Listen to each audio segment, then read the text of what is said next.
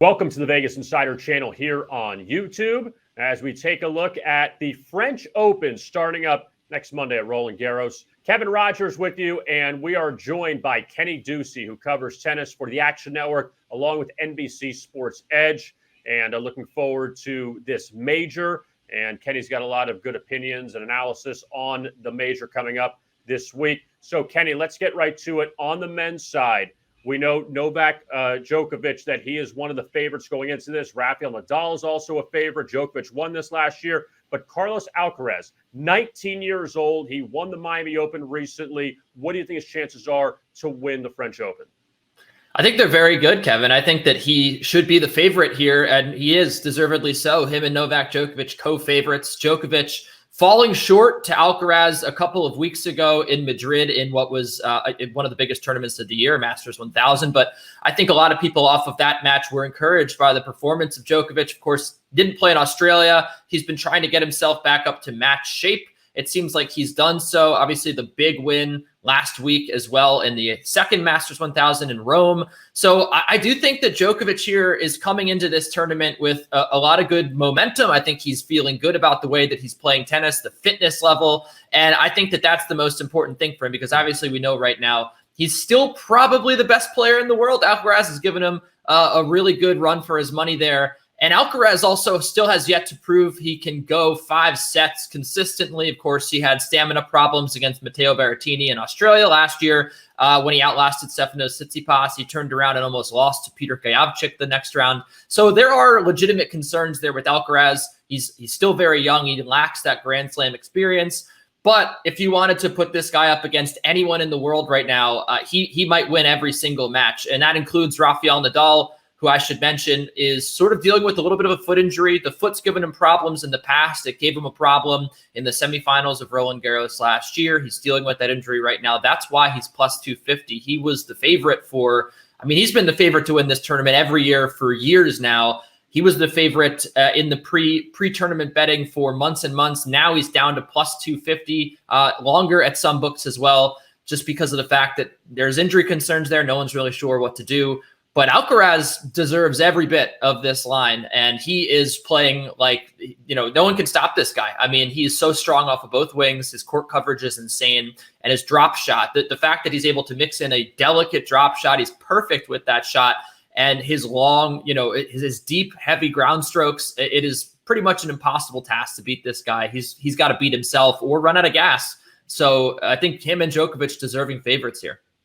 Now, you mentioned Stefanos Tsitsipas, 11-2 odds for him. Where do you think his chances are to win the French Open? Yeah, I'm shocked to see Tsitsipas this long, because he obviously was the finalist last year in Roland Garros, and ever since then sort of fell off a cliff, right? He had a terrible end of the season, not a great performance. He managed to figure it out at the Australian Open, a big win over Jannik Sinner, and then fell to Daniil Medvedev in pretty routine fashion, and just has not really found the consistency. This clay court season, though, he certainly has. And when you look at the record here, he has more wins than anyone on tour, which is a great plus to go in his favor. And look, some of those wins, not really convincing. He hasn't covered a lot of spreads. He's gone 3 sets with a lot of guys he shouldn't. He almost lost to a qualifier in Rotterdam, Jiri Lehetka. I mean, this guy has just been very up and down ever since Roland Garros last year. But on the clay, his favorite surface, he's been pretty lights out. He obviously won Monte Carlo, could have won Rome last week as well. He's been playing pretty solid tennis. And, I do think that we have to give him a very fair chance here to win this tournament. And look, you look at the top 3 guys, there's really not a lot of value there. Maybe a little bit with Nadal, but you're scared of the injury. When you're starting to look at the valued plays, I think Tsitsipas, if you can get him at 11-1, plus 700, whatever, the number may be at your book, as long as it's not down underneath plus 500, I think that's a really good price, because like I said, this guy's playing just about as well as anybody. Kenny, on the other side with the women, Iga Swiatek, she's won 25 consecutive matches. She is the favorite. You go all in on her to win the French? I think you have to. Look, this is sort of similar to the men's side in years past. Everything's flip-flopped, because normally it's the WTA draws in these Grand Slams are so unpredictable. You get, plus 3,000, plus 2,000 outrights winning. And on the men's side, in Roland Garros especially, you've had the plus 100, minus 110 Rafael Nadal winning every year almost. it's a flip-flop now where I think there's a lot of guys with a little bit longer odds. Zverev, Tsitsipas on the men's side who have some value. On the women's side, I do think that Swiatek is pretty unstoppable. When you factor in the Davis Cup, she's now won 28 matches in a row, actually. She just has not done a lot of losing. Her court coverage is insane. She rarely makes a mistake. If you have to pick one player out that maybe could challenge her, Ons Jabeur at plus 1,400. I've seen her at longer odds on other books. I think that is a really solid value. She did play a decent match against Iga Swiatek to start in their final in Rome before she fell in pretty easy fashion. But you know what? I mean, Ons Jabeur played a lot of matches herself. She came into that one on a 10-match winning streak. She had just won a big tournament. So that is not really a good indicator of how they may face or how that she may fare against Swiatek if they face each other at Roland Garros, especially early in the tournament. She's got that drop shot. She hits a ton of winners from all over the court. She's a very exciting player to watch. So, look, I mean, it'd be foolish to say, yeah, I mean, Iga Swiatek's going to lose this tournament. But I think if you want to just take some shots on some big odds, I think Jabeur at plus 1,400 is a pretty solid look. And maybe an American, Jessica Pegula, excuse me, at plus 3,500, looking pretty good these days, and not too bad of a value there. And Kenny, also on the women's side, Osaka, Halep, who else is maybe someone that you would keep an eye on? You mentioned a couple other names, but some of the bigger names that aren't in that favorite realm, who else would you look at maybe?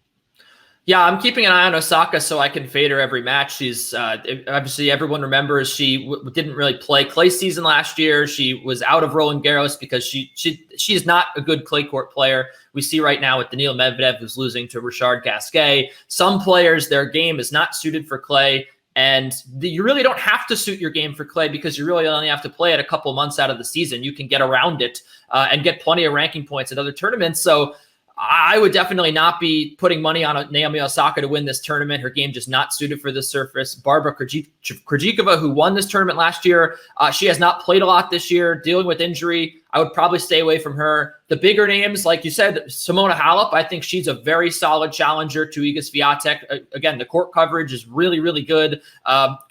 She has so much stamina. She can play 3 sets for 3 weeks and still look fresh. So I would maybe look at her. Paula Badosa, I think, is the third likeliest player to win based on the odds. She's obviously come on super strong over the last 6 months, a great clay court player.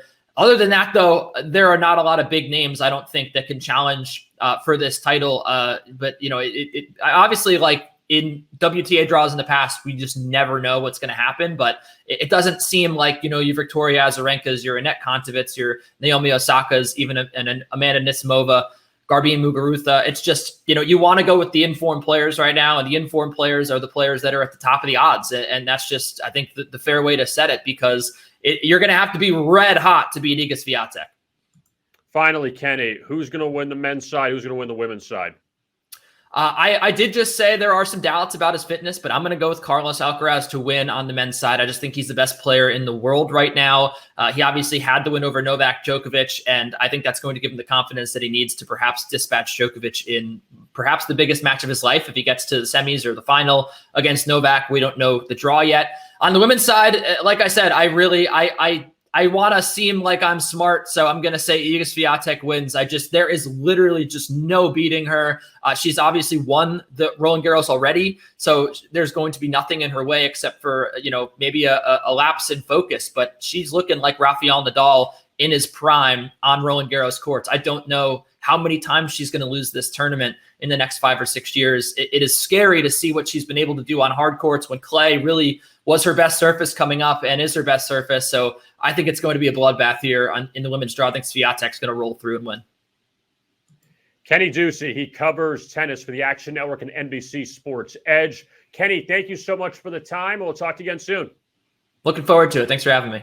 All right, there is Kenny Ducey. I am Kevin Rogers. Thanks a lot for watching. And as always, best of luck with your bets.